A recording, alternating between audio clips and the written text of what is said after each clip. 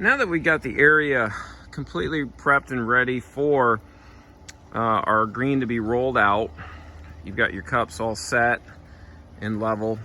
The one thing we're going to want to do is just do a once over one more time. It doesn't hurt to double and triple check before you roll your putting green out over top of your finished or prep base area.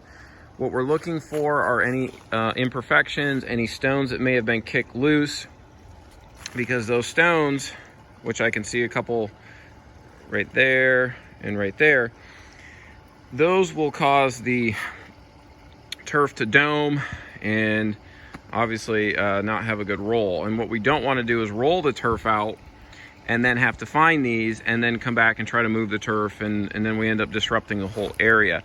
So it's always a good idea to do a double or triple check just to make sure.